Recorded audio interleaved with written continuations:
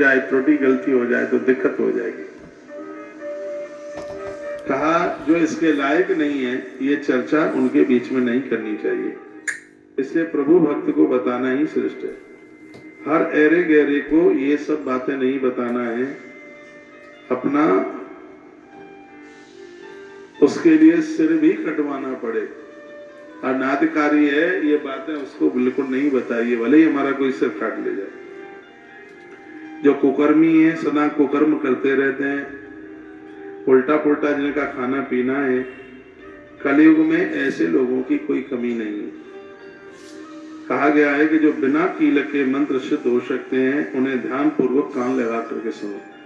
तो वही तो मंत्र है सावर मंत्र। और तो महादेव ने सबको श्राप दे दिया, सबके लिए हुए, लेकिन सावर मंत्रों के ऊपर कोई प्रभाव नहीं। इसमें तिथि वार नक्षत्र का कोई भी बंधन नहीं है। देखो सावर मंत्रों में तिथि वार नक्षत्र कोई उसमें बंधन नहीं है। सिर्फ कहा गया है कि जड़ी बूटियों द्वारा ही सरलता से सिद्धि मिल जाती है। इसमें जड़ी बूटियों की जरूरत होती है। इस मंत्र से आपको पता नहीं होगा, सावर मंत्र से जड़ी बूटियों को सिद्ध किया जाता है। जैसे किसी को सांप ने खा लिया, बिच्छू ने काट लिया, सांप ने काट लिया, तो वो जड़ी बूटी उस समय उसको दे दे जो परेशान है, जिनको सांप या बिच्छू ने डसा है, तो उस जड़ी बूटी के प्रभाव से जहर उतर के नीचे आ जाता है।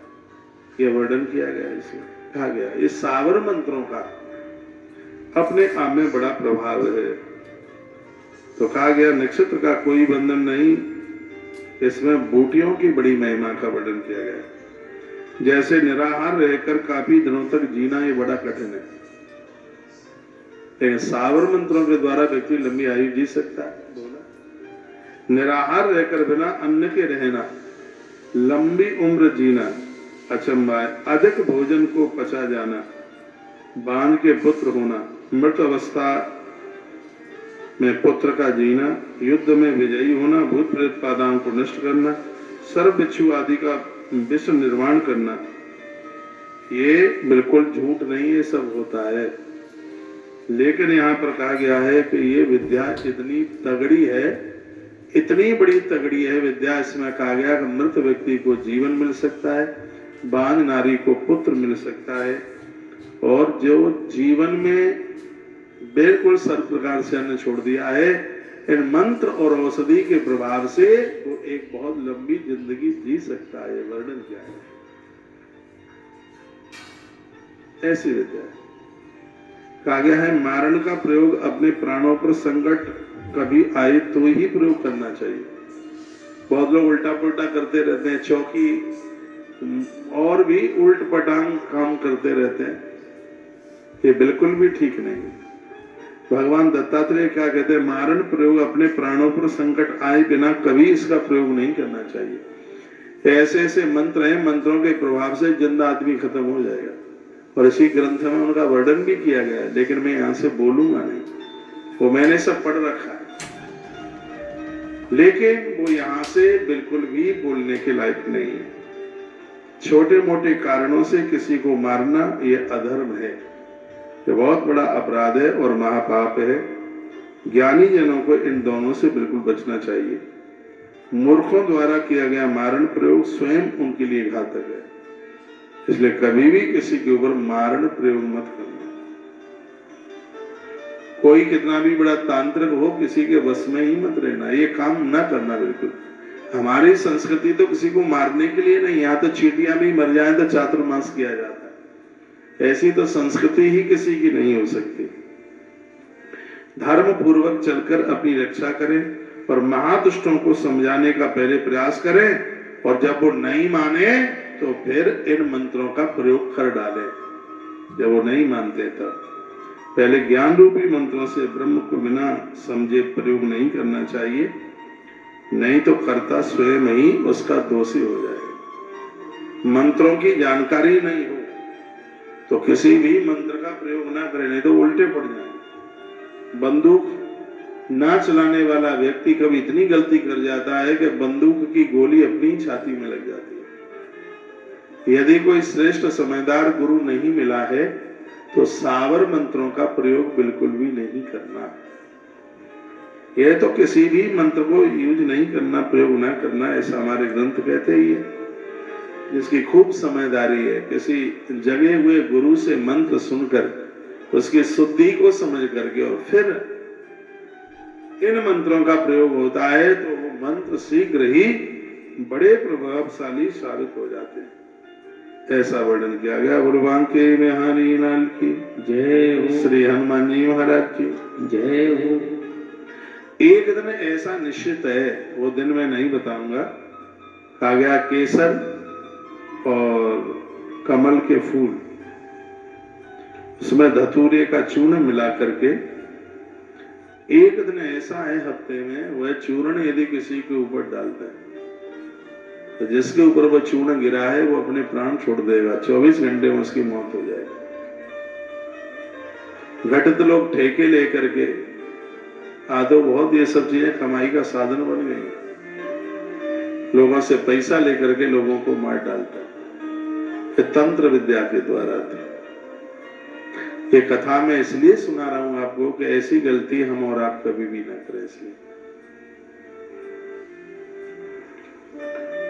ये बताया। पद्म केसर सहित धतूरे का चूर्ण मिलाकर हफ्ते में एक दिन ऐसा है, जिस दिन यदि उस दुश्मन के ऊपर वो राख छोड़ दी जाए वो बच नहीं पाएगा, उसके प्राण चले जाएंगे। जिनको पता भी हो ये कौन सा उपाय है वो भी आगे नहीं बताइएगा उसको। इस कथा के माध्यम से तो कहा जा रहा है कि मंत्रों में बहुत बड़ी ताकत है, मंत्रों में बहुत बड़ी सिद्धि है, बस कोई विश्वास के साथ में उसको स्वीकार करे।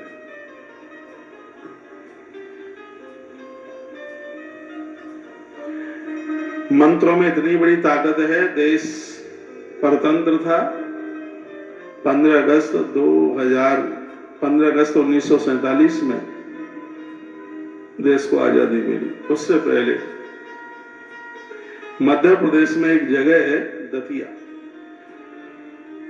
उस समय के वहां के जो महाराज जी थे उन्होंने उस समय एक पीताम्बरा यज्ञ कराया, बगलामुखी यज्ञ किया गया। और बताते हैं कि घी में हल्दी की गांठें डाल डाल करके आहुतियां चल रही थी। इधर स्वामी जी पुड़ावती के लिए खड़े हुए, उधर से समाचार पूरे देश में गूंज गया कि अंग्रेजों ने स्वतंत्र भारत के लिए सिग्नेचर कर दिए हैं। ये मंत्रों का प्रभाव, ये आहुतियों का प्रभाव है। तो सात्विक पूजा के लिए सबको पूजा करनी चाहिए, लेकिन तांत्रिक स्थिति से नहीं। मैंने आपको वो तंत्र वाली कोई बातें ये सब लिखी हैं, फिर भी मैंने आपको निवेदित नहीं किया। बड़ी अद्भुत बात कही। बोल भक्त वत्सल भगवान की जय। श्री हनुमान जी महाराज की जय। जय जय श्री राधे। पान के वृक्ष की जो जड़ है साधना में, उसको भी बहुत ज्यादा विशेष बताया गया। एक बड़ी सुंदर बात कही है, कहा गया कि जब स्त्रियां सिंदूर लगाती हैं, सिंदूर क्यों लगाया जाता है? इसमें आलस्य प्रमाद न हो। स्पष्ट भगवान दत्तात्रेय कहते हैं नारी सिंदूर लगाती है इससे उसका पति उसके वश में होता है। नहीं पता हो तो सुन लो, मेरी बात मत मानो, दत्त भगवान की मान लो ना। तो कहते हैं मच्छिंद्र नाथ सिंदूर नारी लगाती है। इसमें तो और ऊपर भी उपाय बताया है।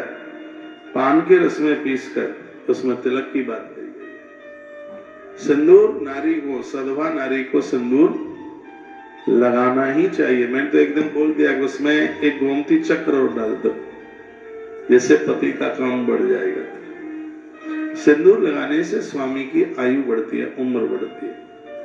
मातृशक्ति के लिए सिंदूर किसी वरदान से कम नहीं है। तो वर्णन भी किया गया कि सिंदूर और बच, वर्णन है कि इसका प्रयोग करने से, तिलक लगाने से लोग दुश्मन भी अपने हो जाते हैं, लोग मोहित हो जाते हैं। ऐसी अद्भुत बात कही गई है। एक बार जयकरा लगाइए, बोले मच्छिंद्रनाथ भगवान की जय हो। श्री हनुमंत बलवंत महाराज की जय हो। आज के आनंद की जय हो। जय जय श्री राधे। जय जय श्री राधे श्याम।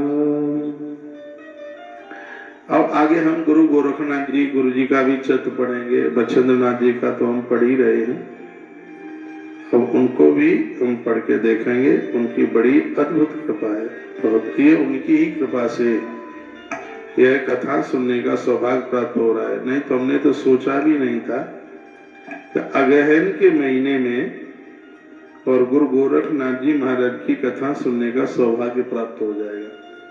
तो सोचा तो आपने भी नहीं होगा, लेकिन वो भगवान की कृपा से और वह अद्भुत आनंद हो ही गया।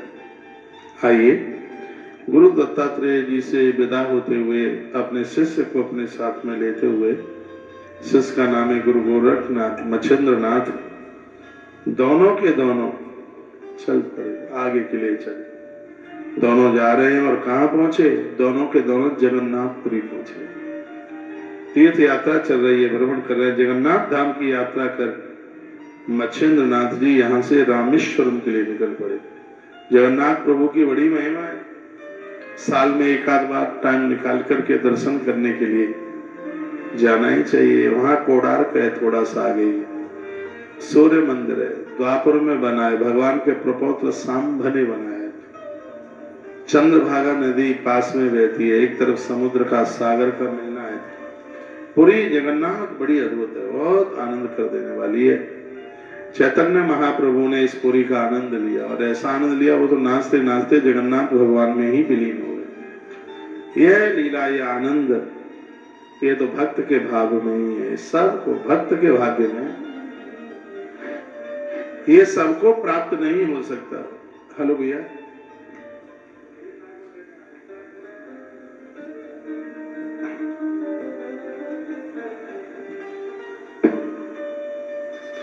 तो जगन्नाथ भगवान की यात्रा करते हुए मच्छिंद्रनाथ ने अपने शिष्य गोरख के साथ में रामेश्वर की यात्रा की, रामेश्वरम धाम। ये उस रामेश्वर की बात कर रहा हूं जो गंगोत्री का जल रामेश्वर में चढ़ा देते हैं, व्यक्ति को साहित्य मुक्ति मिल जाती है। रामेश्वरम भगवान का दर्शन तो बड़े पुण्यों से प्राप्त होता है। बाबा तुलसी ने तो यहां तक कह दिया कि जय रामेश्वर दर्शन करे,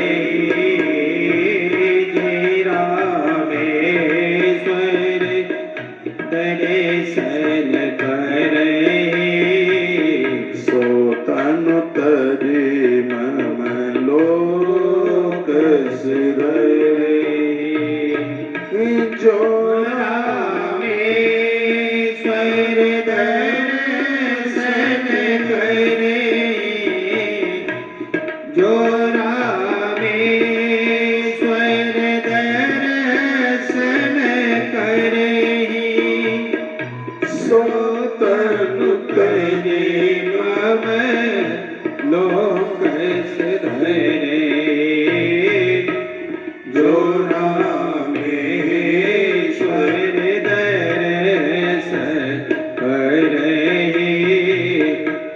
सो तनु तरे मम लोक सिधरे। यह महिमा भगवान रामेश्वर की है। जो रामेश्वर का दर्शन करेगा वो शरीर छोड़ करके भगवान के धाम को प्राप्त होगा। जो गंगा जल आन चढ़ाए सो सायुज्य मुक्ति नर,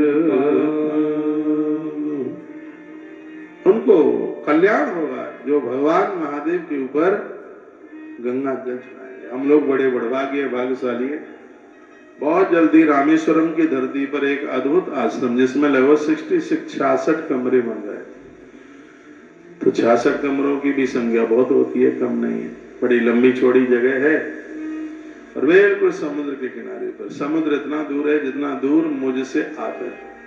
बीच में बस एक 50-60 फीट की सड़क है, इधर आश्रम है, ठीक सामने सागर है, समुद्र है बहुत जल्दी वो समय आ जाएगा, महीना 15 दिन सावन के महीने में रामेश्वरम में रहने का सौभाग्य प्राप्त होगा। जिस स्पीड में हमने कथाएं करी हैं तो विराम तो देना ही होगा, आज नहीं तो आने वाले समय में तो विराम तो देना ही होगा।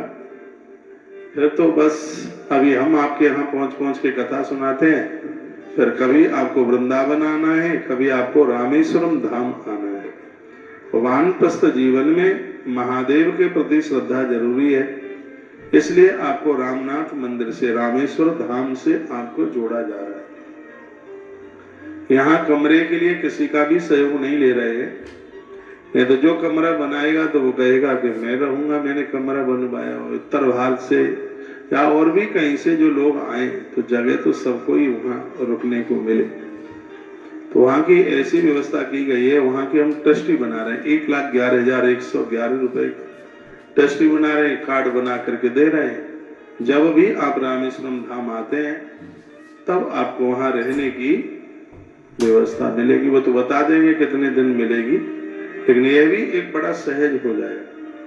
और एक अन्न क्षेत्र चलाने के लिए ही इस आश्रम का निर्माण हुआ है। उत्तर भारतीय लोगों के लिए वहां पर भोजन की उतनी अद्भुत व्यवस्था नहीं है, ये बदनामी नहीं है, रामेश्वर भगवान का बहुत बड़ा प्रभाव है। मैं उधर जाता हूँ, आप हैरान होंगे सुन के, गौ माता का दूध नहीं मिलता, देसी गाय का दूध नहीं मिलता। मैं 5 दिन रह के आऊं या 4 दिन रह करके आऊं, सिर्फ और सिर्फ नारियल पानी के ऊपर। तो इस आश्रम के माध्यम से कुछ गाय भी वहां रह लेंगी, है तो वो भी एक बड़ी आनंद की बात हो जाएगी। जो भी लोग वहां पहुंचेंगे उनको हर प्रकार की उनकी सुविधा व्यवस्था हो जाएगी। और मंदिर इतना दूर है वहां से जितना ये श्याम कुटी है बगल में, ज्यादा दूर है ही नहीं मंदिर, बिल्कुल नजदीक है, करीब है। ऐसी जगह पर ये जगह ली गई है, रजिस्ट्री वगैरह सब कुछ हो गई है, बस निर्माण एक बार इधर घोष संकल्प पूरा हो जाए, इसके लिए लगे हैं। मठ का उद्घाटन जल्दी से हो जाए, फिर रामेश्वरम का आश्रम जल्दी बन जाएगा। फिर विशेष रूप से जो और भी संकल्प है, एक एक संकल्प पूरा होगा, चाहे वो कैंसर हॉस्पिटल का संकल्प हो, चाहे बेटियों के विद्यालय का संकल्प हो, चाहे लाख गोवंश गौ माता का संकल्प हो। जो व्यासपीठ से बोला गया है उस एक एक को पूरा होना है, क्योंकि यहाँ से जो भी कुछ बोला गया है वो ईश्वर की प्रेरणा से, तो भगवान की प्रेरणा से बोला गया। और जो भगवान के काम है वह तो कभी अधूरे हो ही नहीं सकते। लोग कहते थे राम मंदिर हम तो नहीं देख पाएंगे कि बनेगा, लोगों की यही सोच थी, है कहाँ बन पाएगा, उसके लिए तो इतना विरोध, इतना सब कुछ है। लेकिन मैं कहूंगा कि भगवान के कार्य तो रोकने से भी नहीं रुकते, उनको तो पूरा ही होना होता है, वे तो पूरे होते हैं, वो काहे को रुकेंगे। जो काम भगवान का ये उसे कौन रोक सकता है। तो यह सौभाग्य वहां के लिए हमें प्राप्त हो रहा है। एक चौपाई और बोल दे, जो गंगा जल आने चढ़ावे, जो गंगा जल आने चढ़ावे, सुसारो जे मोक्ति हरि पावो। जो गंगा जल आने चढ़ावे, जो गंगा जल आने चढ़ावे, सो सायो जे मुक्ति नर पावे।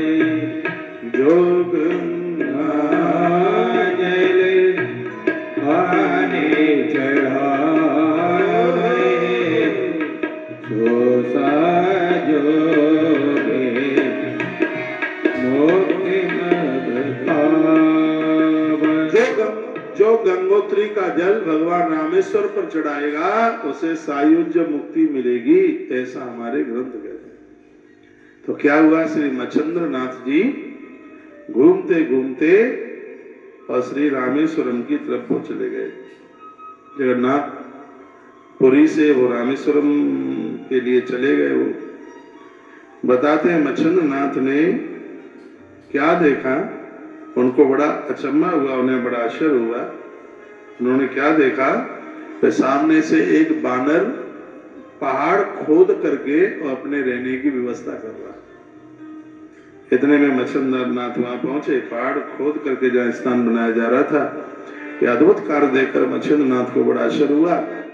मच्छिंद्र नाथ ने हनुमान जी से, वो बंदर कौन था? हनुमान जी थे, बजरंग बली थे। ऐसे हनुमान हैं जो चारों युगों में पाए गए।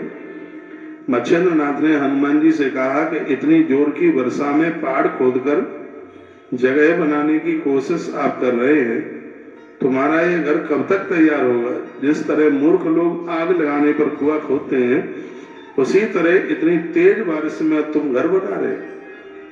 मच्छिंद्र नाथ के ऐसे वचन सुनकर हनुमान जी बोले, तू इतना चतुर कब से पैदा हो गया? अरे तू कौन है? मच्छिंद्र नाथ को हनुमान जी ने पूछा। इतनी चतुराई की बात कर रहा है तो इतना चतुरा कब से पैदा हो गया? अपना परिचय बता, तू कौन है? मच्छिंद्र नाथ बोले, मैं यति हूं और मेरा नाम मच्छिंद्र है। हनुमान जी ने कहा, यति के माने क्या होता है ये तू जानता है? हनुमान जी ने मच्छिंद्र नाथ को कहा, यति की परिभाषा जानता है? तो यति किसे कहते हैं? मच्छिंद्र नाथ बोले, मेरे प्रताप के कारण ही लोग मुझे यति कहते हैं। मच्छिंद्र नाथ क्या बोल, देखिए जब किसी को अभिमान आया तब तब हनुमान जी ने प्रकट होकर के उनके अहंकार को दूर किया। ये हनुमान जी की बड़ी विशेषता है।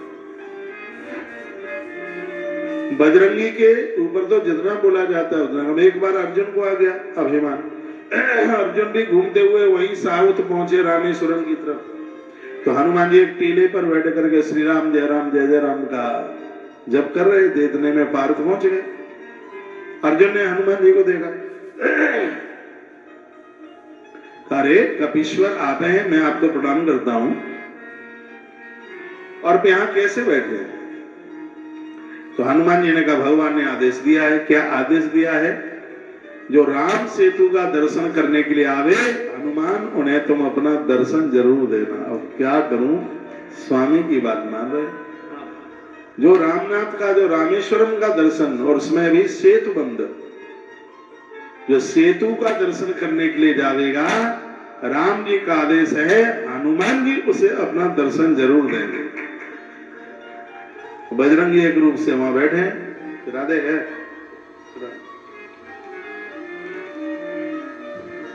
तो अर्जुन को कहा, इसलिए मैं यहां बैठा हूं। तो अर्जुन ने कहा, अरे बाबा, बताते हैं कि यहां पर सेतु का सृजन हुआ। हनुमान जी ने कहा, मेरे सामने ही तो हुआ। अर्जुन का अभिमान बोला, क्या भगवान के पास इतनी धनुर्विद्या नहीं थी तो वो बाणों से पुल बना देते जिसपर बंदर भालू सब निकल जाते? हनुमान जी ने कहा, वो बना तो देते, लेकिन वो पुल टिकता नहीं। पुल टिकता नहीं, वो बह जाता पानी में। तो अर्जुन ने कहा, तो फिर वो मुझ जैसे धनुधर नहीं रहे होंगे। मैं एक ऐसा बना दूं पुल, तो टस से मसवी न हो और समुद्र उसको बहा भी ना पाए। हनुमान जी ने कहा, अच्छा तुम इतने वीर हो, इतने योद्धा हो, अच्छा अच्छा अच्छा, ऐसा सेतु बना दोगे? तो बच्चा बना के दिखाओ तो सही। पार्थ ने इतने बाण चलाए कि समुद्र के ऊपर पुल बन करके तैयार हो गया। तो हनुमान जी ने कहा कि थोड़ा मैं देख लूं, कहीं कच्चा तो नहीं है, मजबूत है कि नहीं। तो उसी समय बजरंगबली श्री हनुमंतलाल जी महाराज ने अपना एक चरण रखा और एक चरण के रखते ही वो पानी में ढह गया। पूरा का पूरा बनाया गया सेतु, बाणों का सेतु है, वो ढह गया, चला गया पानी। अर्जुन का मुंह इतना सा रह गया, घमंड टूट गया। और शर्त इसमें यह लगी थी, यदि सेतु नहीं रहा तो हनुमान जी को प्राण छोड़ने पड़ेंगे, यदि पुल ढह गया तो अर्जुन को प्राण छोड़ने पड़ेंगे। अर्जुन ने मरने की तैयारी की। अर्जुन मरे तो ये तो अर्जुन की मृत्यु हो, ये तो ठीक नहीं था। अर्जुन भगवान नारायण के भक्त हैं, तो जैसे उन्होंने चिता बना के तैयार की, क्योंकि वो तो बाजी हार गए थे, अपनी शर्त हार गए क्योंकि पुल टूट गया, तो जैसे लकड़ियां इकट्ठी की, मरने की तैयारी की, उसी समय भगवान श्री कृष्ण अपना भेष बदल करके वहां आए। देखो भगवान कैसे रक्षा करते हैं। भगवान आए, साधारण सा रूप बनाया, तो दोनों खड़े थे, एक प्राण देने को तैयार था, एक प्राण लेने को तैयार था। जो शर्त हार गया था वो मरने को तैयार, जो शर्त जी गया था वो भी अपना काम कर रहा था। इतने में वो ब्राह्मण बन करके कहा, क्या हुआ क्या हुआ क्या हुआ? हनुमान जी ने, घट जाओ, हुआ क्या है? हम बाजी जीत गए, हार गया, तुम मर रहा है। तो कृष्ण बोले, बेश छिपा के आए थे। का शर्त क्या थी? का शर्त यह थी, अर्जुन ने कहा था क्या राम में इतनी ताकत नहीं थी वो बाणों का पुल बना देते, इतने पत्थर इकट्ठे किए गए, तो मैंने इनको कहा था कि वो बाणों का बनाया गया पुल ढह जाता, सेतु ढह जाता। तो ये बोले कि मुझ जैसे वो धनुधर नहीं रहे होंगे, मैं बना दूं तो कभी बहे ही नहीं। तो मैंने इनको बोला था कि तुम बनाओ, यदि बह गया तो, इन्होंने कहा तो हम अपने प्राण दे देंगे, नहीं बहा तो हम प्राण ले लेंगे। मेरे बस हल्के से पांव रखने से ही इनको जगह सेतु ढह गया है। ये अपनी बाजी हार गए हैं, इसलिए चिता बना रहे हैं मरने के लिए। तो भगवान भेष बना के आए थे, उन्होंने कहा, अरे कपिवर, इसके प्रमाण में कौन है? तुम दोनों के अलावा कोई तीसरा है कि नहीं? नहीं तो बात कैसे मानी जाएगी कि पुल ढह गया था? इसका कोई साक्षी भी तो होना चाहिए। भगवान बोले कि मैं इसको देखूंगा, द्वारा से अर्जुन बनावे पुल, और तुम अपने पांव रख करके उसको डहा देना, उसको देखूंगा, उसका साक्षी मैं बनूंगा। भगवान ने ये तो दिखाया नहीं कि ईश्वर ही आ गया है वहां। अर्जुन ने द्वारा से पुल बना करके तैयार कर दिया। अभिमान तो आ गया घुटने के नीचे, तलवे के नीचे सेतु बना के तैयार किया। अर्जुन ने कहा हमने बना दिया। भगवान एक रूप से खड़े ही थे और एक रूप से भगवान कछुआ बनकर पुल के नीचे जाके बैठ गए। जो सेतु बनाया उसके नीचे भी कच्छप बनकर के बैठ गए। और भगवान इधर एक रूप से खड़े और कहा, ये कपि, यदि अब तुमने इसको ढहा दिया तो फिर उसके साक्षी हम होंगे, हम कह देंगे कि तुम विजयी हुए। तो जैसे ही पुल बन के तैयार हुआ तो हनुमान जी ने दाहिना चढ़ रखा, लेकिन पुल तो टसे मस नहीं हुआ, क्योंकि भगवान नीचे बैठे उसके कछुआ बन करके। हनुमान जी दोनों पांवों से चढ़ गए पुल के ऊपर, लेकिन पुल हिला नहीं। हनुमान जी उछल कूद करने लगे, सुबह से शाम, शाम से सुबह, कई दिन हो गए हनुमान जी पुल को टस से मस नहीं करता। अर्जुन ने कहा प्राण दे दो। हनुमान जी ने कहा बिल्कुल प्राण देंगे। और हनुमान जी जैसे ही प्राण देने के लिए तैयार हुए तो जो तीसरा व्यक्ति बैठा था उसमें से मुरली मनोहर भगवान प्रकट हो गए थे। उसने कहा कौन है दुनिया में जो हनुमान के प्राण ले ले? अंजनी का लाल, जिसकी दृष्टि किसी के ऊपर पड़ जाए तो उनके प्राणों का वर्ष समय बढ़ जाता है, तो इनको कोई प्राण इनके ले पाएगा। और अर्जुन मेरा भक्त है, प्राण तो अर्जुन के भी नहीं जा सकते। हनुमान जी ने, अर्जुन ने, दोनों ने भगवान के चरणों को स्पर्श किया, बंदन प्रणाम किया। पूरी कथा कहती है अभिमान से दूर रहिए। और जो अभिमानी बनकर के जीता है उसके अभिमान को खत्म करने के लिए हनुमान जी वहां आके प्रकट हो जाते हैं। इसलिए हनुमान जी भगवान को बहुत ज्यादा प्रिय है, बहुत ही ज्यादा प्रिय है।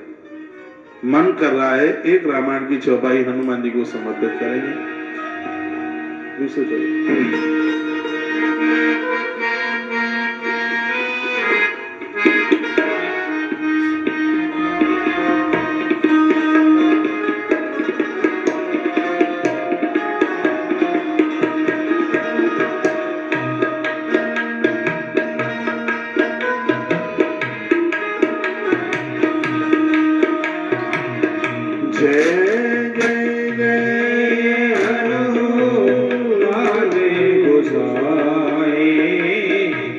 कृपा करे गुरु देव की नाई।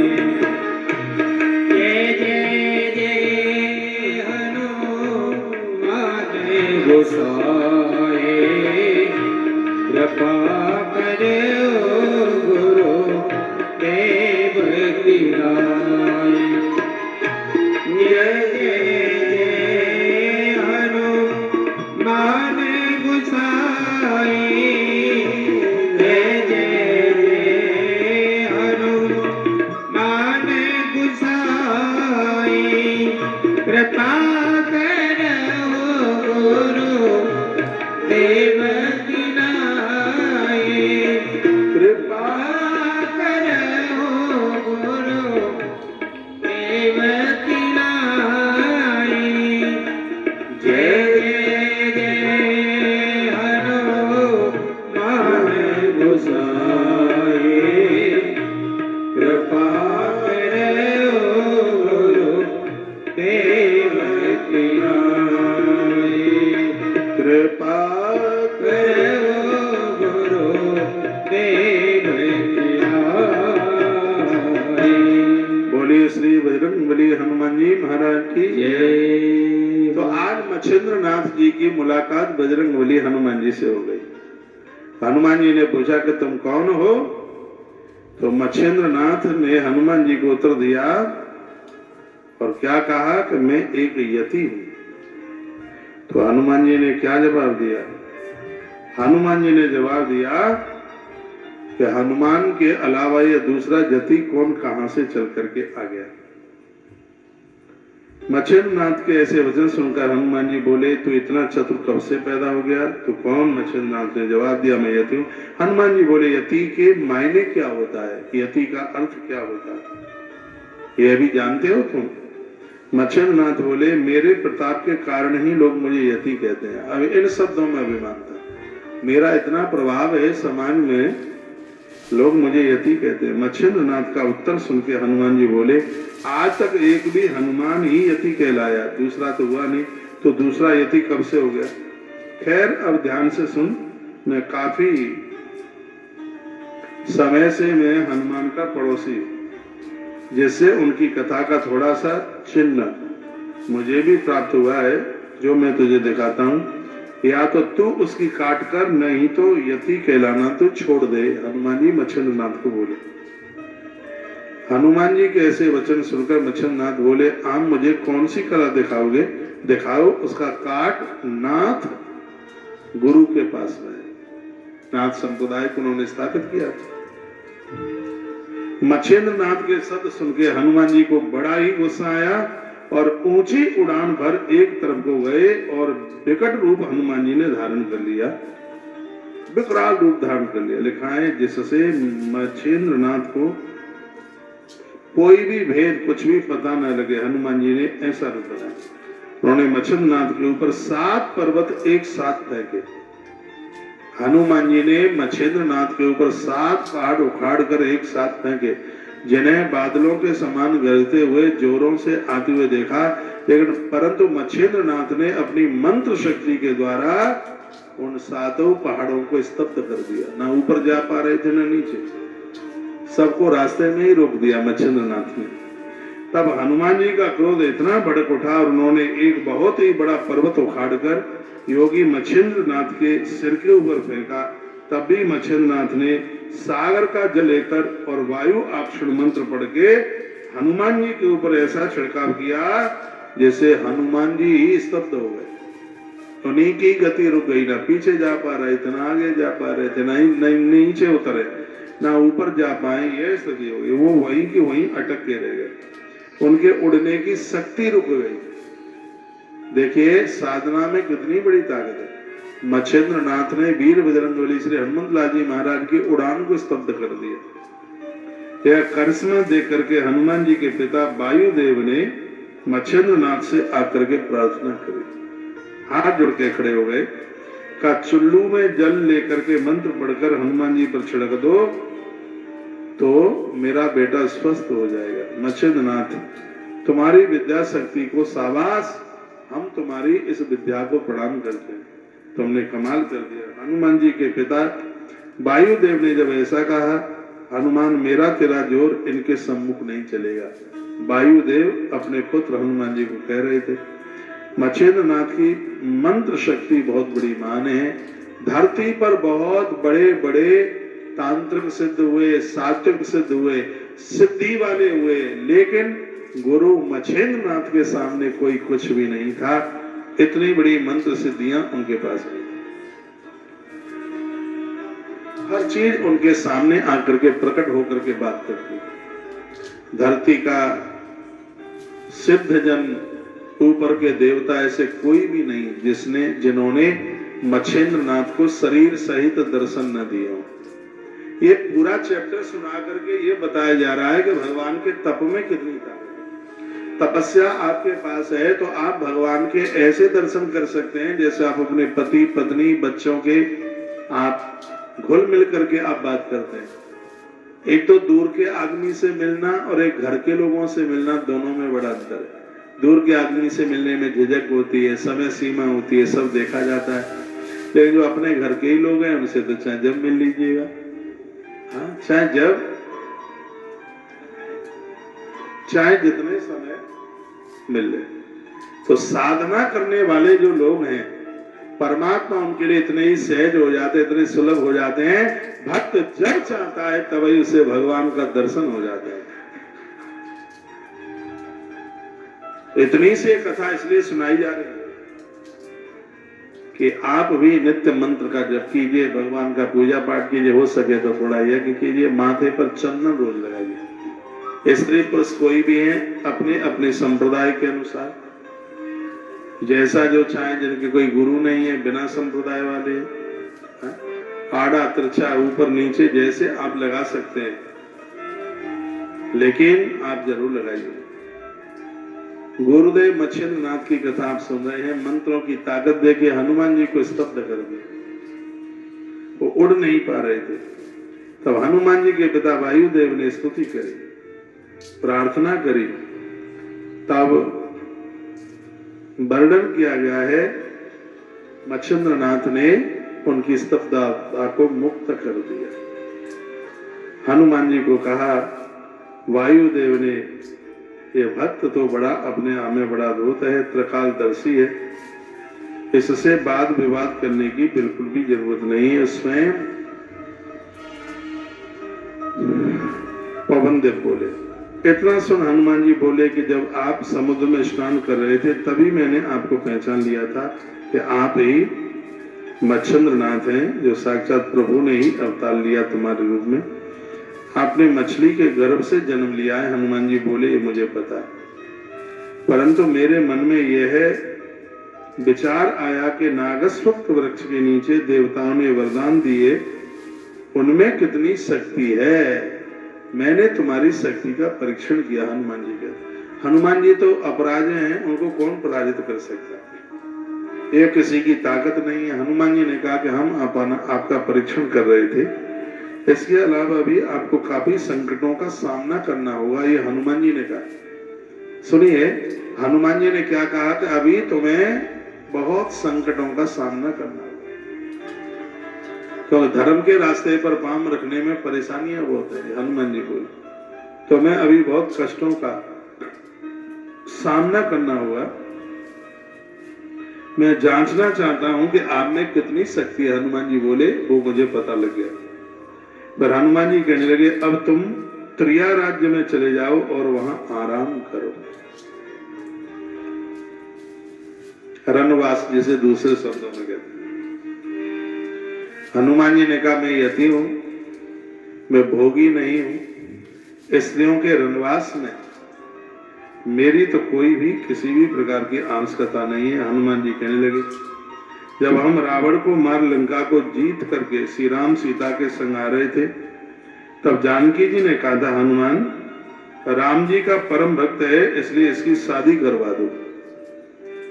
हनुमान जी बोले, कहते हैं कि जब हम रावण का उद्धार, ये बड़ी नई कथाएं सुनी नहीं होगी। मच्छिंद्र नाथ को क्या बोले, मच्छिंद्र नाथ ने कहा मैं योगी हूं और मुझे तो जाना ही नहीं है कहीं, शादी विवाह मुझे स्त्रियों के रनवास से क्या मतलब। तब हनुमान जी ने कहा कि तुम्हें जाना होगा। इसलिए जाना होगा क्योंकि रावण को उद्धार करके जब प्रभु लौट रहे थे तो उस विमान में मैं भी था। माई का बड़ा स्नेह रहा है। और देखो जो अपना बहुत खास होता है वही शादी की चर्चा करता है। तो बीच में जो बिचौलिया होते हैं सबकी शादियां थोड़ी कराते हैं। जिनके ऊपर भरोसा होता है कि दोनों तरफ से हमारी बात मान ली जाए, लड़का वाला लड़की वाला कोई भी हो, बहुत भरोसा करके विश्वास करके ये संबंध हो।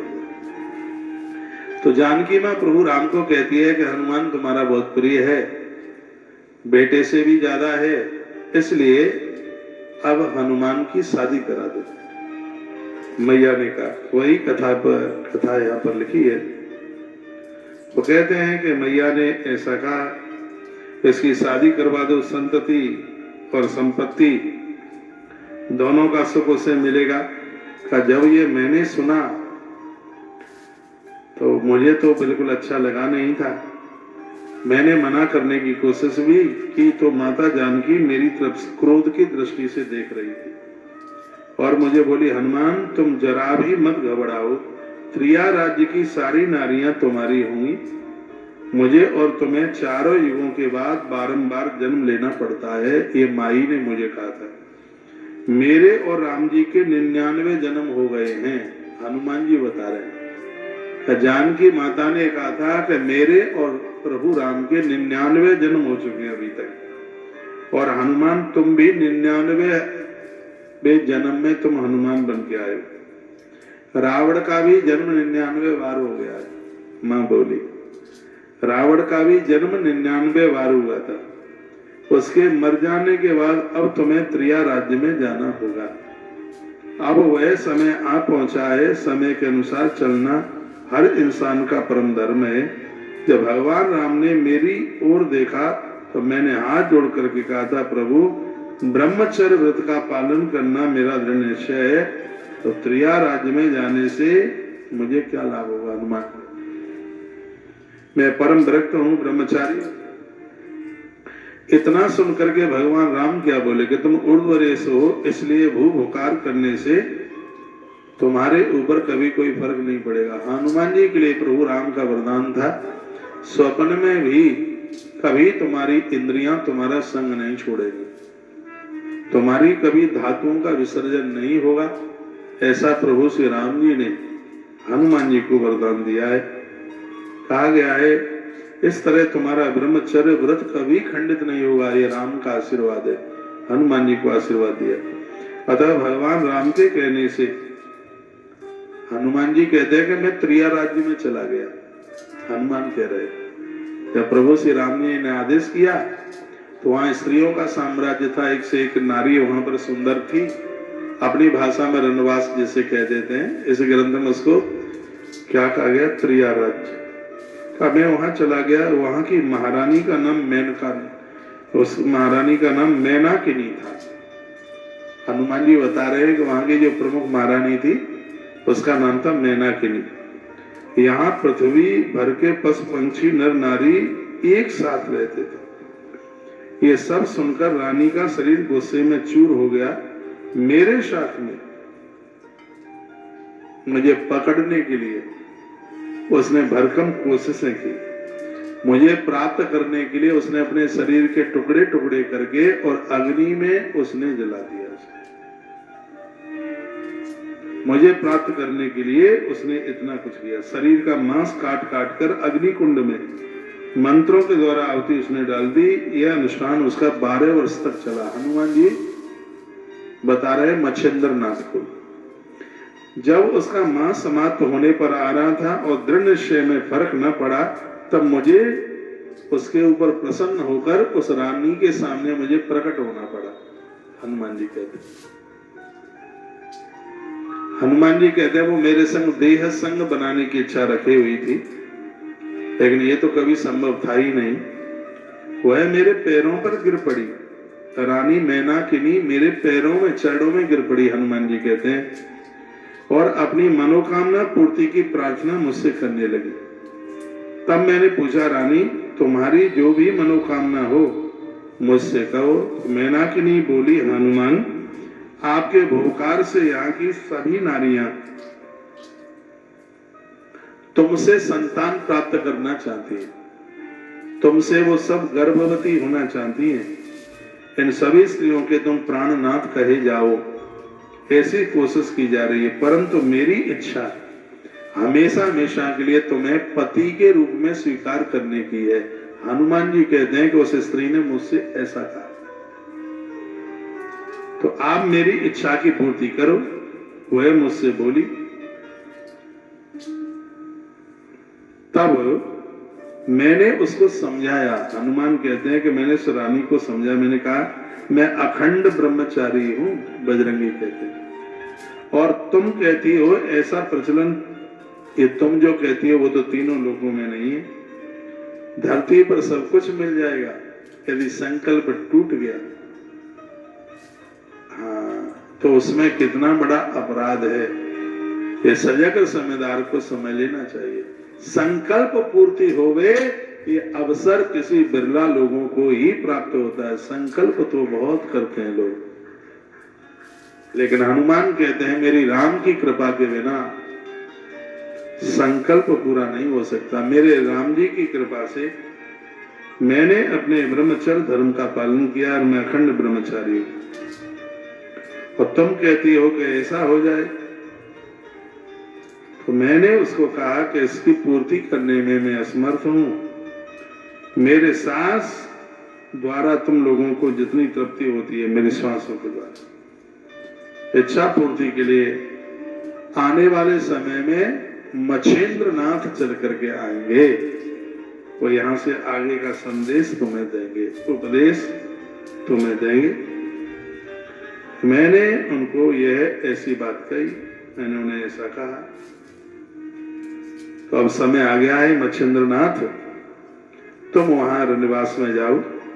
मच्छिंद्र नाथ की बात सुनकर हनुमान जी, उन्होंने मच्छिंद्र नाथ जी ने भी कहा कि मैं वहां जाऊंगा, मेरा ब्रह्मचर्य धर्म खंडित हो जाएगा, दुनिया भर में मेरी भारी बदनामी होगी, इसलिए पाप कर्म मुझसे ना करवाइए। वैसे भी नारी का संग नरक ले जाता है, ये मच्छिंद्र नाथ के शब्द हैं।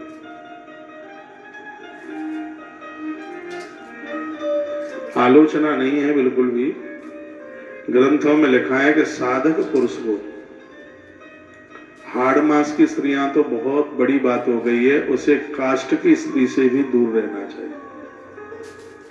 जो साधक है, साधना के लिए जीवन जी रहा है, हाड़ मास की स्त्री तो बहुत बड़ी बात हो गई है, उसे काष्ठ की स्त्री से भी दूर रहना चाहिए। हमारे ग्रंथ कहते हैं मात्रा द्वेत्रा स्त्रावा नाम व्यक्तासनो भवेत्, बलवान इंद्रिया ग्रामो विद्वान समग्र कर सती। भले ही माता और पुत्र, बेटी और पिता, शिष्या और गुरु, भाई और बहन, इनको पवित्र रिश्ते में माना गया। इतना पवित्र रिश्ता होने पर भी इनको एक दूसरे को एक आसन पर सट के नहीं बैठना चाहिए। क्यों? बलवान इंद्रिया ग्रामो विद्या समग्र कर सके। ये इंद्रियां इतनी बलवान है, न जाने किसी को कब पछाड़ दे। इसलिए साधक को बहुत ध्यान रखना चाहिए इस बात के लिए। पूरी दुनिया में अपने गोत्र की कोई नारी है वो अपनी सगी बहन की तरह, मौसी की बेटी सगी बहन की तरह, बुआ की बेटी सगी बहन की तरह है। बहुत ध्यान से सुनिएगा, मामा की बेटी सगी बहन की तरह है, और पिताजी के मित्र की बेटी वो भी सगी बहन की तरह है। इनके प्रति तो बहुत विचारों में शुद्धता होनी चाहिए। ग्रंथ कहता है बड़ी पवित्रता होनी चाहिए। मच्छिंद्रनाथ कहते हैं कि आप मुझे आदेश कर रहे हैं जाने के लिए, लेकिन मैंने तो यही सुना है कि नारी से व्यक्ति को बड़ा सावधान होना चाहिए। मच्छिंद्रनाथ बोले, कहा मैं भी ऊर्ध्वरेती हूं। ऊर्ध्वरेत उसे कहते हैं जिसकी शक्ति सातवीं धातु ऊपर की तरफ बढ़ना शुरू कर दे। जब सप्तम धातु ऊपर की तरफ बढ़ना शुरू कर देती है तब वह स्त्री पुरुष ब्रह्मचारी हो जाते हैं, अखंड ब्रह्मचारी हो जाते हैं। और जब ऊर्ध्व रेत नीचे की तरफ चलता है, व्यक्ति दुराचारी हो जाता है, वो वासना का भूत बन जाता है, वह रात भर स्त्रियों का चिंतन करता रहता है, स्त्रियां पुरुषों का चिंतन करती रहती हैं, उनकी धातुआं विखंडित होती रहती हैं, अपराध होता रहता है। और ग्रंथ तो यहां तक कहता है कि यदि ब्रह्मचर्य धर्म का पालन नहीं हुआ है, स्त्री पुरुष कोई भी हो, उसे किए गए अनुष्ठान का कोई भी फल प्राप्त नहीं होता। खाली माला पकड़ने से क्या हो जाएगा? उसमें संयम होना चाहिए। तो यहाँ मच्छिंद्रनाथ जी और हनुमान जी का बड़ा अद्भुत संवाद है, जिसमें ब्रह्मचर्य धर्म की बात कही गई। जहां शक्ति सप्तम धातु ऊर्ध्व रेता होती है, ऊपर की तरफ बढ़ती है, तब व्यक्ति का अज्ञात चक्र खुल जाता है, तीसरी आंखें खुल जाती है, वो भविष्य वक्ता बन जाता है। धरती पर बहुत शक्तियां हो सकती हैं, लेकिन ब्रह्मचर्य से बढ़कर कोई शक्ति नहीं है। अभी मैंने पिछले सामवेद की कथा में एक बात कही थी, मुझे ध्यान है कि व्यक्ति 800 ग्राम भोजन पूरे दिन में प्रत्येक दिन करे तो एक महीने में वह 32 किलो भोजन करता है। एक महीने में 32 किलो भोजन करने पर 800 ग्राम खून बनता है। एक महीने में व्यक्ति की बॉडी में विज्ञान भी मानता है 800 ग्राम रक्त बनता है। 800 ग्राम खून में से 15 ग्राम सातवीं धातु बनती है, वो सप्तम धातु जिससे स्त्री पुरुष का जन्म होता है। एक महीने में वो कितना है? सिर्फ 15 ग्राम। एक बार कोई पुरुष को कर्म कर बैठता है, गलत काम कर बैठता है, ये उसकी एक महीने की कमाई उसी समय नष्ट हो जाती है। इससे बड़ी मूर्खता क्या और हुई? हमारा वेद सामवेद ने इसके ऊपर बड़ा जोर दिया। कहा हुआ है अपने आप को साधक मान रहे हैं, बिना लाज का काम करते हैं, निर्लज्जता भरी हुई है, मनुष्य बन करके कुकर्म करते हैं, गलत काम करते हैं, उस दिव्य शक्ति की अनुभूति नहीं है इनको। ये तो ऐसा किया गया कि 25 बीघा खेत में फूल लगाकर उनका इत्र निकालकर और किसी पोखरिया में उस इत्र को ले जाकर के फेंक दिया जाए, ऐसा ही वर्णन है स्पष्ट। कहीं कीचड़ में जाकर के फेंक दिया जाए, डाल दिया जाए। ये कुकर्मी लोगों के द्वारा ये ऐसा ही होता है। जो कुकर्मी हैं, जो शक्ति को टिकने नहीं देते, उनकी सातवीं धातु पतन की तरफ चलती है। और जिन्होंने जीवन में संयम किया है, तो मच्छिंद्रनाथ कहते हैं कि ब्रह्मचारी व्यक्ति की शक्ति है वो ऊर्ध्व गति के लिए जाती है। जब वो ऊर्ध्व गति की तरफ बढ़ती है, तब व्यक्ति का आज्ञा चक्र खुल जाता है। और जब उसका आज्ञा चक्र खुलता है, तब उसको भूत, वर्तमान और भविष्य सबकी जानकारी हो जाती है। मच्छिंद्रनाथ कहते हैं ब्रह्मचर्य खंडित हो जाएगा तो दुनिया भर में आदमी कितना भी बड़ा क्यों ना हो, उसकी बदनामी हो जाएगी। और ये तो इतना बड़ा दोष है कि इसमें तो कोई पक्ष भी लेने वाला नहीं होता। इसलिए यह पाप कर्म मुझसे मत करवाइए, श्री मच्छिंद्रनाथ जी बोले। वैसे भी नारी का संग तो नरक में ले जाने वाला है। नारी का संग पाकर के और व्यक्ति, वो भी पराई नारी पर स्त्री, वो बच जाए। ग्रंथ कहते हैं कि सांप का डसा हुआ बच सकता है।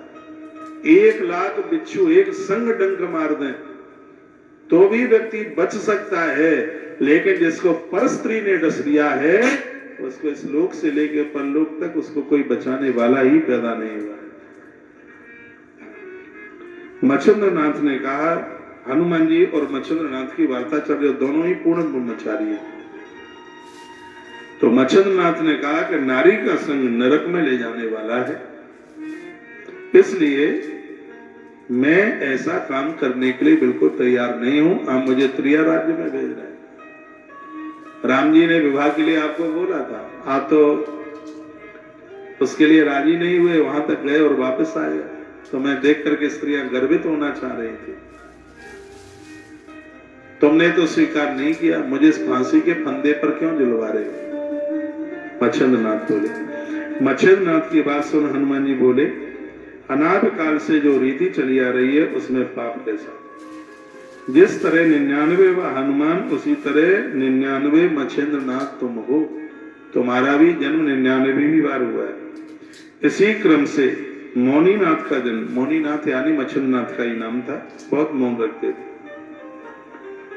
हनुमान जी कहते हैं घबराना नहीं है, आपकी कीर्ति सूर्य के समान चमकेगी। हनुमान जी बोले। हनुमान जी ने उन्हें इस प्रकार समझाकर उन्हें त्रिया राज्य में भेजने को राजी कर लिया। मच्छेंद्र नाथ भी हनुमान जी की आज्ञा का उल्लंघन नहीं कर सके और दोनों संत एक दूसरे को नमस्कार करते हुए अपने अपने रास्ते पर चल पड़े। सेतुबंध रामेश्वरम से मच्छेंद्र नाथ हनुमान जी को नमस्कार कर हिंगलाज देवी के दर्शन को गए। वह ज्वाला देवी भगवती जहां आदित्य आदि शक्तियां थी, मच्छेंद्र नाथ वहां पहुंच गए। जब मच्छेंद्र नाथ देवी द्वार पर दर्शन के लिए पहुंचे तो दरवाजे पर मद प्रतापी अष्ट भैरव वहां पर खड़े हुए थे। कथा बहुत लंबी है, बड़ी अद्भुत है। समय कम पड़ गया, मैं तो इतने से पन्ना कह पाया हूं, बस इतने से। इस पुराण के कितने इतने से पन्ने में 2 दिन हो गए हैं और बकाया कितना, इतना बकाया है, इतना। इसके ऊपर तो पूरा 1 महीने की कथा हो जाए, सुनने के लिए, समझने के लिए। और सबसे बड़ी बात है कि इसमें सीखने के लिए बहुत कुछ प्राप्त होता है। इस ग्रंथ ने कहा है कि संसार में भटके मत, दुनियादारी के लोगों से जितना तुम प्रीति कर रहे हो उतना ही दुख तैयार कर रहे हो। ये संसार में लगता है कि यह हमारा प्रेमी है, लेकिन वो किसी और को अपना दिल दे बैठा है। यही इस संसार की बेबुनियादी बातें हैं। उसे लगता है कि हमें प्रेम। यहाँ बड़ी ये सुंदर सी बात कही गई है। राजा भर्तहरि आंगन में एक पात्र रखा हुआ था, उसमें सूर्य भगवान की शक्ति का प्रादुर्भाव हुआ और उसी से इस धरती पर एक राजा प्रकट हुआ। उनका नाम है भर्तहरि। भर्तहरि और ये गुरु गोरखनाथ के शिष्य है, उनके चेला है भर्तहरि। भर्तहरि का जन्म सूर्य भगवान की शक्ति से हुआ था। इस ग्रंथ में वर्णन है, मैं इस ग्रंथ से बाहर नहीं जाऊंगा। बहुत सी बातें ऐसी हैं जिनको हम पहली बार सुने। पहले एक बार मैं आपको बता दूं, 3:52-53 हो रही है और कथा अभी चलेगी और थोड़ी देर तक चलेगी कथा। अभी 4 बजे तक लाइव है। यही कथा कल फिर एक बार 9:30 बजे रिपीट होगी, जो इस समय नहीं सुन पा रहे हैं। और कल रास्ते में से हम कहीं सनातन धर्म, वैदिक सनातन धर्म की अद्भुत बातों का जिक्र कहीं रास्ते से किया जाएगा। कल मैं बागेश्वर महाराज जी की पद यात्रा में, हिंदू एकता यात्रा में मेरा भी कल जाना हो रहा है। हो सकता है कल रात्रि में ही लौट के आ जाऊं, नहीं तो परसों कथा के टाइम तक तो आ जाना हो ही जाएगा। तो कल की कथा तो रास्ते में से सुनेंगे। कल का प्रवचन भी बड़ा अद्भुत है, उस कथा को आप नहीं छोड़िएगा। बड़ा आनंद हो रहा है। 30 तारीख से यहाँ जानकी मंगल, रुक्मिणी मंगल आपने कई बार सुना है, लेकिन 5 दिन हमें माता जानकी के ऊपर विस्तार पूर्वक सुनने का सौभाग्य प्राप्त होगा। 6 तारीख को, 5 तारीख को 2 दिन का यहाँ बड़ा अनुष्ठान है। 32 साल में ऐसा अनुष्ठान पहली बार करने के लिए जा रहे हैं।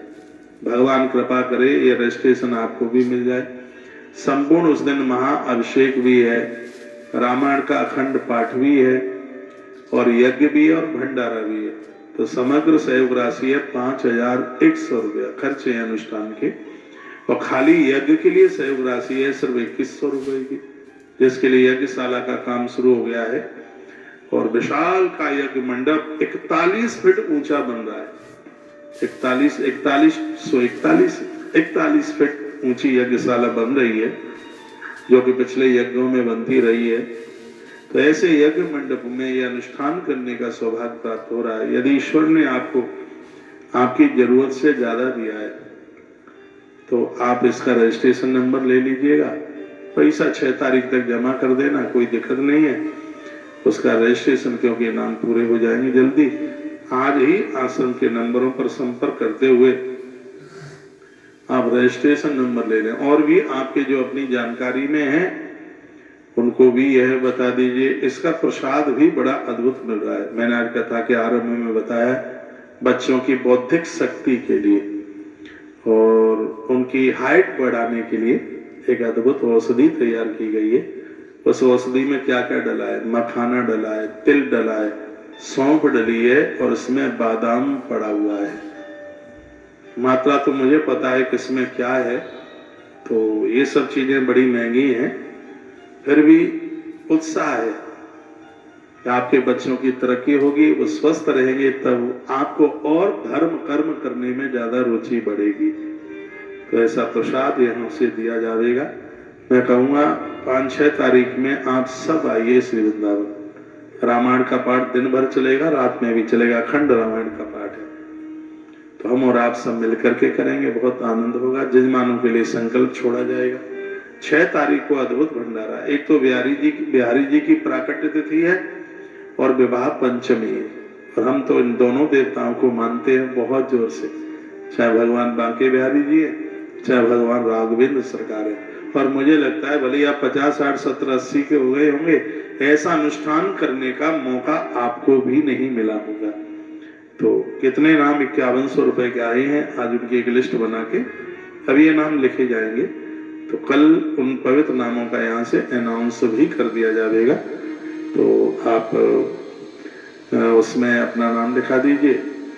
दिल्ली में गया, उससे पहले रात्रि को 8 से 9 बजे तक सबके टेलीफोन सुन रहा था, और आज भी मैं आपके फोन सुनूंगा। टाइम ध्यान रखिए, 8 बजे से लेकर के 9 बजे तक। ये सूचना, एक और सूचना है, आज द्वादशी है। द्वादशी के दिन हम चावलों के लिए एक छोटा सा सहयोग भक्तों से ले लेते हैं। द्वादशी के दिन चावल के दान की भी बड़ी महिमा है। तो 10 किलो चावल के लिए कितना है, सिर्फ 500 रुपए का सहयोग ले करके, और ये भंडारा जो अद्भुत ये हो रहा है, कोई भी आवे, किसी को कोई मना नहीं है। 1 बार खाओ, 10 बार खाओ, चाहे पूरे दिन रात खाते ही रहो, किसी को कोई मना नहीं है। तो आप इस सेवा के साथ भी आप जरूर जुड़िएगा। मंडला की गौशाला के लिए मैं और बोलूंगा, बहुत बड़ा काम है। 400 ट्रैक्टर के ट्रोला मायना रखते हैं। सहयोग राशि 11 ट्रोला चारे के लिए 15,000 रुपए का सहयोग है, और 1 ट्रोला के लिए 1500 रुपए का सहयोग है। उसमें भी आप जरूर सहयोगी बनिए। मार्गशीर्ष का महीना चल रहा है। लोहे के दान में टीएमटी सरिया का दान 6000 रुपया कुंटल के हिसाब से। और एक बात और मैं कहूंगा, बीच में मैं बोल ही नहीं पाया, बात इतनी हो जाती है। गौशाला ने गुड़ और बाजरा खरीदा है, आपको लोड नहीं पड़ता है, तो गुड़ के लिए, कुंटल गुड़ के लिए 4000 रुपया, 1 कुंटल बाजरे के लिए 2500 रुपया, दोनों के लिए 6500 रुपया। हो सके दोनों कर दो, दोनों नहीं तो 1 कर दो, आधा आधा दोनों में से कर दो। 50 किलो गुड़ का सहयोग 1.25 मन हो जाएगा, 50 किलो बाजरा का सहयोग वो भी 1.25 मन हो जाएगा। आपके परिवार की तरफ से 2.5 मन ये मटेरियल गौ माता के पेट में जाएगा। गैया मैया आनंद कर देगी, बहुत आनंद हो जाएगा। तो आश्रम के सभी नंबर चालू हैं, और उसमें आप बस में जरूर जुड़िएगा। बाबा मच्छिंद्र नाथ जी की कथा अभी मैं रात को भी 9 बजे से लेके 10 बजे तक 1 घंटा और सुनाऊंगा, ठीक है? 9 से 10, क्योंकि 8 से 9 तो सबको मिलूंगा। मेरी टीम भी सुन ले। अभी रात्रि को 1 घंटा कथा और है, क्योंकि हमें कल पूरे दिन के मटेरियल भी तो देना है डिप्टी सर। हाँ, 9:30 बजे से 4 बजे तक, और सुना सुनाया चले, मेरी श्रद्धा नहीं है उसमें। कुछ नई सी चीज लोगों के पास पहुंचे। इतना बड़ा ग्रंथाधारा है, इसमें से कुछ और चीजें भक्तों के पास तक पहुंच जाएंगी। इसलिए टीवी पर मुझे सुनने वाले जितने भी लोग हैं, रात्रि को तुलसी तपोवन यूट्यूब चैनल पर 9 से 10 तक सुनिए। तो रात्रि को नहीं सुन पाएंगे तो फिर वो कल आप सुनेंगे 9:30 से 4 बजे तक। अब यह कार्यक्रम रोज चलेगा, और इस कथा को नहीं छोड़िएगा। इसमें अभी तो शुरुआत हुई है, और इतनी अद्भुत अद्भुत बातों का इसमें वर्णन है कि आनंद आ जाएगा। इसको आप अवश्य में जरूर सुनिए। मुझे विश्वास है आज की भी कथा आपको बहुत अच्छी बढ़िया लगी होगी। तो आश्रम के नंबर लेकर के, जो भी पेटीएम वगैरह नंबर है, इन सेवाओं में अपना सहयोग जरूर कीजिए।